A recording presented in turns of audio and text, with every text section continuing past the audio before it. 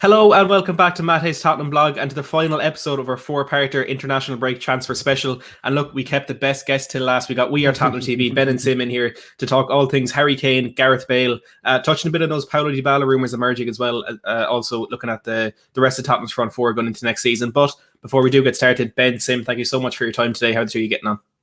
Yeah, all good, mate. All good, mate. Thanks for coming on. Always great to come on your channel as well. Great Spurs content. So let's get stuck into it. Yeah, appreciate the invite, Matt. Always good to speak to you and looking forward to this. Thanks, guys. I appreciate that always. And I mean, it is an honour having you on the channel. But look, let's dive straight into things. And I think there's no better place to start than Harry Kane, who, look, if Sky Sports are to be believed, he's going to be leaving Spurs like 3 times this summer. But we know just look beyond what they're saying. Look at Kane's comments himself. He said he will be deciding his future after the Euros this summer. Are you guys, first of all, are you surprised by that? Or do you think it's just what he kind of has to say?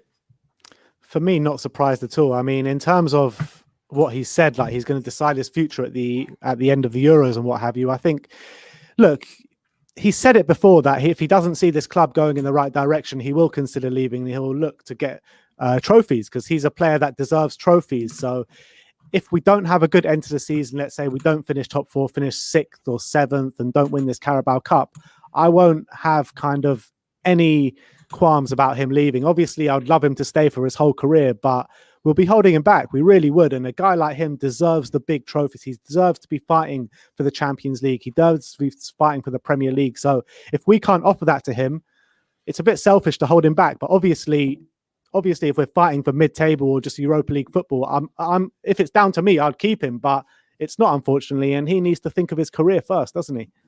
Yeah, absolutely. And I think the kind of, for me, the biggest concern, if he is going to be leaving, I fully agree with you. If he does leave, I don't think it's something we can hold against him because he's someone who's given the best part of his career to this club and has been through some tumultuous times to try and turn it around for us. But at the end of the day, I think if he did decide to prioritise his own career, that's not something we could really hold against him. But Sim, Manchester City are apparently interested in him, which is, for me, the most frightening thing about this. Do you think Daniel Levy will make that mistake again of, if he does let Kane go, of selling him to a Premier League rival?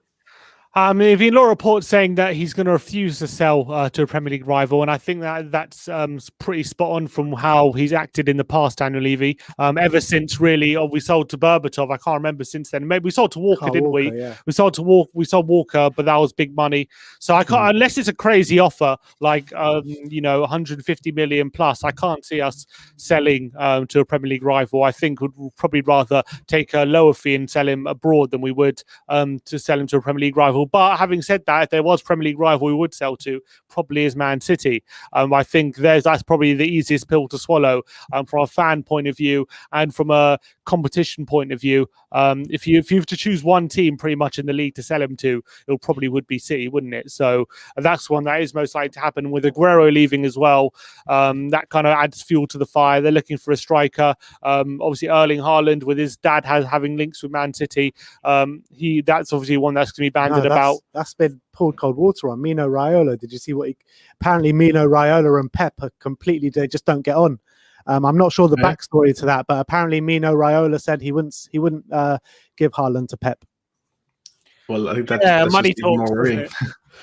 I think money talks. So I think they probably don't get on, but I think if a big enough offer came in, they might think about it. But apparently I think they just don't deal with each other. Maybe not. I don't. Yeah, that's what he said. But who knows? Look, as I say, like we've had issues. Agents and players have had issues in the past, and they could get settled over money as long as there's enough money in it. I'm sure people will get over it. But in terms of Harry Kane, I don't know if they will sign him. They will stump up the cash because he's 28 in the summer. Although I don't think he's that old. I just think there's probably younger strikers out there with more longevity. If you're going to spend that big money on, they'll probably look elsewhere rather than spend that amount of money on Harry Kane. So I think it's one where, as much as Kane might want it, and as much as it might be good for his career or whatnot, whether it's feasible is another question.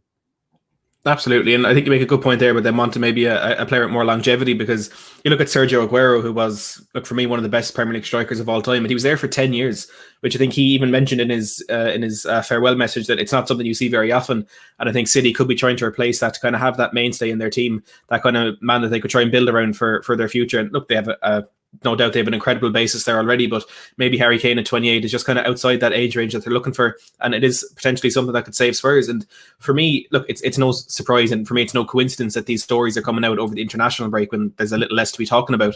It's just people looking for clicks and putting out those headlines. But I think Kane is a man who could prioritize loyalty and being a one-man player or a one-club player, and maybe trying to break records at Spurs rather than winning the Premier League titles and stuff like that. And I saw a tweet, I forget where it came from, but talking about Alan Shearer and how he's not known for his Premier League title with Blackburn. He's known for what he achieved with Newcastle, breaking that Premier League goal scoring record and being such a fantastic player for them.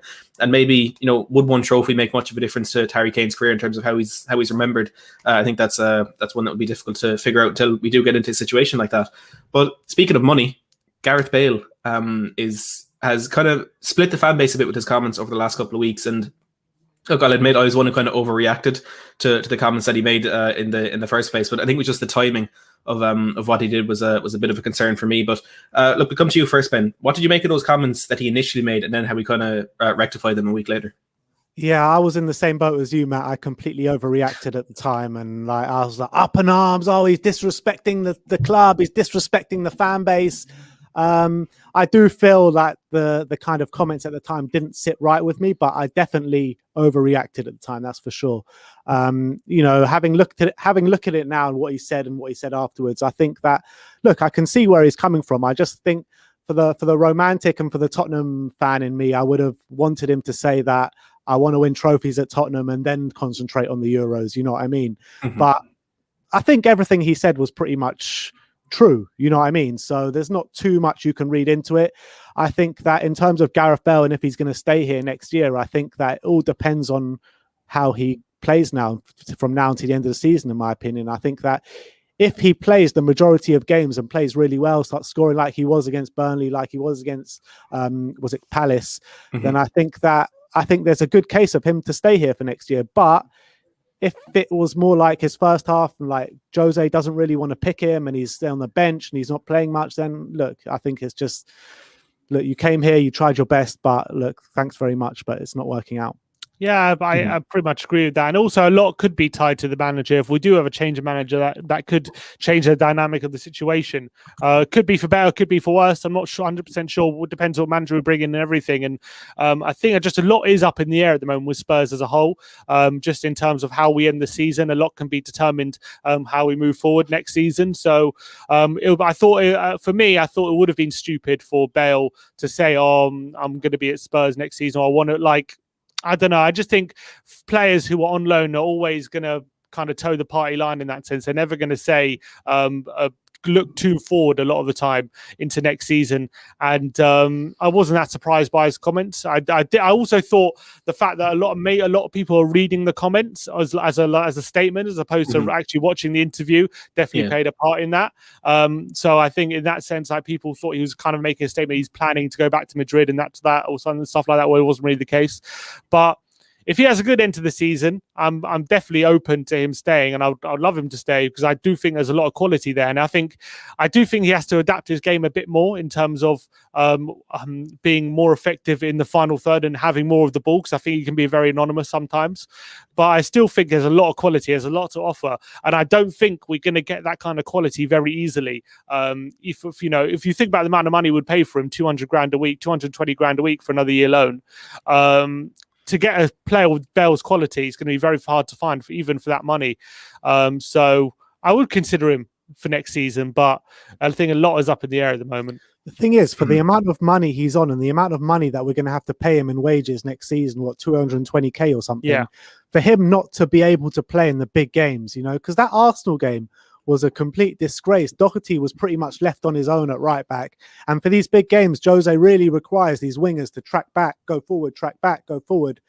And can Bale do that? I don't know. So, I mean, if he can't play in the big games and can only play against a team in a low block, then I can't really see why we would sign him.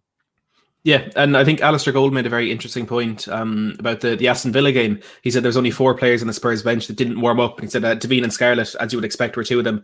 And one of the other ones was Gareth Bale, which is a really strange thing when, looking at how look, we were doing well in that game, but maybe want to rotate that front line, get a bit of rest for people. Maybe Bale could be a player to come on, get 10, 15 minutes even to keep his match fitness up. And the fact that he never warmed up in that game, I think says a lot about where his place at the club currently is, Jose's mindset towards him as well, especially looking at the comments that were made in and around that game by journalists, including Alistair Gold, but also Jose Mourinho and the players that he said he wanted out on that pitch. But look, one player who did get a chance against Aston Villa was Carlos Vinicius, and we've heard a lot about whether or not he'll be made permanent. There's a £35 million option to buy in that loan deal. People saying maybe Spurs are going to try and get him for just £17 million. It's really up in the air, look, as everything, same as you said, is at the club. But Ben, we'll come to you first. Do you think Tottenham need to make this deal permanent? Need is a bit of a stretch. I think that we definitely need a backup striker, that's for sure. Is Carlos Vinicius the man? For 35 million, definitely not. I think that if we're going to spend that sort of money, there are definitely better options out there. But if we're going to sign Carlos, I'm open to signing Carlos. I really am, because I think that he provide everything he's done for the team so far. I think he's done pretty well. I think he's got 10 goals this season or something with his limited playing time. Finally got his first goal in the Premier League. I think what was his second game in the Premier League? Second start, yeah. So look, he's done everything asked of him. There's no two ways about that. But there are reservations I have in terms of the way he holds up the ball. I think that he just can't make it stick when it gets played up to like a long ball from Toby or what have you. I think it always bounces off of him, but I think he gets in good positions. He gets goals. So I'm definitely open to him staying, but the max I would pay for him is literally 10, 15 million. I don't think we can sign him for more than that, literally.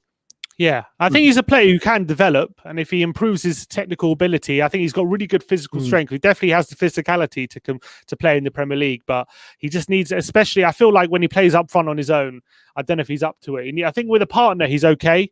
I think you can play him with a partner. He could be pretty effective because I think physically he's good. But I think when he's up on his own, he's asked to hold the ball up, as my brother was saying, and bring other players into play and things like that. I think he is found wanting a bit. So I would have reservations on that. But if we do get the price down, yeah, I think he could be a good deal, because I think as a player who was playing in the early rounds of the Europa League and stuff like that, he did his job. He couldn't do any more really than he did. So he can't really complain on that front. But I just feel like when it gets to the higher quality opposition and we need better quality players in that, especially up front on your own, I don't know if he's up to that. And also for a player that hasn't kicked a ball in the Premier League before, any sort of English football, to do what he's done so far, I think it is quite impressive. And I think you see a lot of players come from abroad and not settle into the English game for a while, for at least a year. Look at Heung Min Son, for instance. You know what I mean? It happens time and time again. So maybe after a year of being settled at Tottenham, you'll see a better Carlos Vinicius next year. You never know.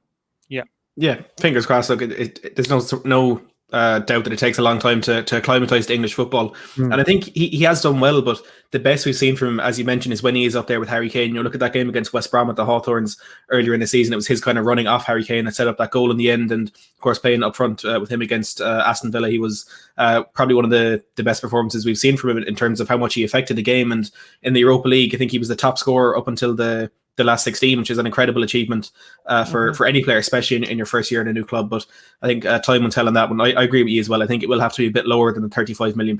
But for me, the fact that he's already had a year at the club, look, by the time it gets to that option, I think maybe that's probably something that we should take into account, because there's a new player coming in. If we do sign a striker, then that's another year that he has to kind of get acclimatized to the club. So maybe if we can get that fee down, for me, he could be the best option for us. We've White Hart Payne says, great show, buddy. First time tuning in. I've liked and subscribed. Come on, you Spurs, Tottenham till I die. Thank you very much for that. I appreciate the White Hart Payne. Absolutely brilliant name as well. Look, if there's anyone else in the live chat that hasn't yet subscribed and you want more of these transfer talk videos plus Tottenham watch-alongs, the Tottenham Fan Voice podcast, and any Spurs content you could want, do make sure to hit that subscribe button down below. And if you let me know in the live chat, we will give you a shout out. But guys, there's one story I want to touch on, and it's one that a lot of Spurs fans either love hearing about or hate hearing about, and it is the rumours that have re-emerged with regards to Paulo Dybala. Fabrizio Romano actually chimed in on this yesterday, and he was basically just talking about how it didn't happen in the past. And he has said in the past it was a deal that the player didn't want to happen, but he's actually said yesterday it was the image rights, and that is the only reason Dybala is not wearing a Tottenham jersey today. Now Calcio Mercato have come out today and said Tottenham are working really hard to get this done, and I'm sure over the next couple of days we'll see some more news on this, or well, I say news, but rumours. We'll come to you first in this one, Sim. Do you think there's any chance whatsoever that Dybala could be at White Hart Lane next season? I think it's very unlikely. I do think we have other priorities at the moment. I do. The only way I can see this happening is if we do sell like Dele Alli for big money, maybe in the summer, and then we have some wiggle room to play with to replace him. As things stand, I still think, the season he's had, the wages he's on, I'm not 100%, I'm not convinced that we're going to stump up the cash for him. I think it's just one of those where if Levy sniffs an opportunity later in the window where we sold some players and we have some money to play with, then maybe that's one we could pursue. Because I do think Juventus would be much more prepared to sell than they were before, even though they were very prepared to sell. I think even more so now, and he probably would be even more open to a move. So also, with 1 year left on his contract, I guess that's always one that Levy would definitely smell an opportunity. But I think it's one that we're not going to know until later in the window when we've got a lot of our business done in terms of sales. Like if we can't shift Dele, then no, there's no chance it's happening. Maybe you could do some sort of swap deal with Dele. Maybe if Juventus are open to that. If Juventus want that. But look, I think with Dybala, it's got a bit of air of Leandro Damião to it, doesn't it? Those rumours that don't ever go away. But for some reason, I don't know whether it's like the little kid in me that's getting overexcited. For some reason, in the back of my mind, I'm thinking maybe this could happen this summer with 1 year left in his deal. I mean, I was thinking how much wages he's on, but I only think he's on 100 to 150 or something like that, isn't he? Wow, I'm not sure, but that's very affordable for Spurs. That's what I was thinking. So I don't think he's on 200 plus. So if he is on those wages and he is on his 1 year left in his contract, then I think that then it is one that could potentially happen. But obviously, like my brother said, we've got other priorities. We need to sort out the defense first, and then we can start thinking about these kind of players. But Alistair Gold said that we need to sell before we buy, but he said that last summer as well. So I'm not sure what to believe at the moment. Yeah, I think even someone with like Alistair Gold, who has the connections in the club and seems to know everything that's gone on before most journalists, it's almost impossible to know what Daniel Levy's actually thinking, because you'd imagine at times even Levy doesn't know what he's going to do.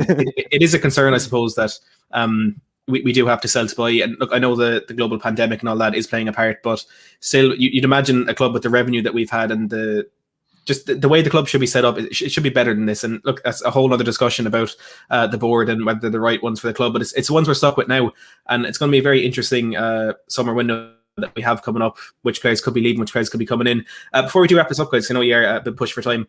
Between Steven Bergwijn, Erik Lamela, and Lucas Moura, if you had to sell one of them, who would it be and why? Sim, you first. Unfortunately, as much as I love him when he's on the pitch, I think it just has to be Lamela. I do love Lamela. I think he provides such a good. He provides so much more aggression and energy when he's on the pitch. But it's now been 7-8 years now, and he barely makes 10 appearances a season in the Premier League. And I think he does make an impact when he's in the squad, but I just think it's about time that we cut our losses in that sense. And I think we have someone who's more available. I think that's just a brass tacks of the matter. I think he's got a lot of quality. I think he's got a lot to offer. I just feel like with his injury record, unfortunately, Lamela has to be the fall guy. Yeah, Cody Max cruising for a bruising over there. Cody Mackey says 2 quiz champions and Ben having a chat. Absolutely love that, Cody. Thanks very much for tuning in. Big up, Cody Mack. Yeah, on the Lamela point, there's a stat. I'm not sure if I said it to you guys, but apparently there's a clause in his contract where we had to pay the Roma an extra. I think it was an extra £5 million when he scored 20 league goals for us, and 8 years later we still haven't paid that fee, which is it's a bit of a concern. But you have to argue: is the money worth 2 Urbonas? That's I think it is. If we would have won that North London derby, then I would have said yes. Because we lost it, that goal's like irrelevant now, isn't it? Yeah, like I see videos of that goal, and it should be my favorite goal of all time. It should be an iconic goal for Spurs. It just brings back the pain, doesn't it? Exactly. And between those 3, who would you sell? Well, when you look at Lucas Moura, I think that out of those 3, he's done the best this season. You got to say that. I mean, he's really kind of stamped his place in the side this season. So I think he's the one that I'll definitely keep. Steven Bergwijn, I mean, he just hasn't done it this season at all. Haven't scored a goal, but again, he's very young. So I still trust. I still have faith in Steven Bergwijn to come good at Tottenham Hotspur. I think he's got a lot of good qualities. I think that he's just lacking in confidence big time, and I think that he needs a goal or two to really get himself on the way. So I agree with my brother. It's got to be Erik Lamela. The amount of years he's been at Spurs, The amount of kind of times he gets on the pitch on a season, the amount of goals he scores. I mean, I love him. I love his work rate on the pitch. I love his mentality, but we just can't get him on the pitch as often as we would like. So with the injury problems he's had over the years, with the kind of not living up to the reputation which he originally had, I think he's the one that's got to be the fall guy, I'm afraid. Yeah, I think I agree with the two of you there, which is, look, it's disappointing. Like, I do love Lamela. I absolutely love him. He's a player who, I think for me, epitomizes what Spurs fans want to see out on the pitch at times. Like, he'll always give 100%. He'll fly into every tackle. He'll take a booking if he has to. But at the end of the day, you need a bit more quality to add to that. And I'm not sure he does have that. But look, I think he can still be an important player for us for the rest of the season. You know, maybe put in a few challenges in the cup final and drag us over the line. But I think it may be time to move him on. The question here from Kobe Jackson says, what are your thoughts on British Airways buying our stadium name? Look, for me personally, I don't care who it is. If the £250 million fee is accurate, honestly, go for it. I couldn't care who it is paying that money. I think it's a very good move for the club, and I imagine that will be some sort of record deal. Is it £250 million across 5 years or something? I haven't seen exactly what it is, but it could be fantastic. I think Fabrizio Romano or Ali Gold, I can't remember which one, said that. It was Ali Gold. Ali Gold, he said 250 is actually wide off the mark, and Daniel Levy is looking for a world record fee for a stadium naming rights. Exactly. No stone unturned for Daniel Levy. Trust me, when there's money to be made. I mean, I think he's willing to wait, Levy. I don't think he's going to jump into any naming rights deal right now, especially with the pandemic and the empty stadiums. I think once fans are back in the stadiums for a bit, for like 6 months or so, then he'll get much more attractive offers, I feel, from people looking for naming rights. So I don't think he's going to do it just yet. But yeah, British Airways, the BA Arena, why not? I'm up for it. You can stick your Emirates up your ass because we got British Airways. No, but look, I think we've had the Nike Stadium, we've had the Amazon Stadium, now we've got the British Airways Stadium. We'll see what rumor comes next. I mean, until we see something concrete from the club, I don't really believe any of the naming rights stuff. Yeah, I think that's the situation I'm in at the moment. Daniel Levy, he'll get good money out of this. It's only a matter of time. Just have to sit tight and wait for that to happen. But look, guys, we're going to wrap it up there. I know, again, you really pushed for time, so I massively appreciate the two of you coming on today. Look, this is always the part where I say to my guests, if you want to plug your channel a bit or let people know where we can find you. I'm not sure we need to do that today.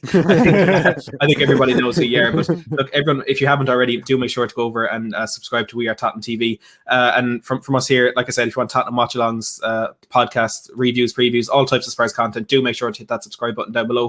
Make sure to hit a like in the stream as well, because we're looking for 50 likes and we're currently on 47. So of the 120 people watching right now, come on, guys, get those likes up. Come on, guys. Who's watching is only on 47. Come on, guys. It's disappointing, guys. It's disappointing. But look, there we go. 50. There you go. We got there quickly. It is a good community we got here. But look, guys, thank you again very much for your time today. And everyone who's tuned in, as always, thank you so much for watching. Thanks, Matt.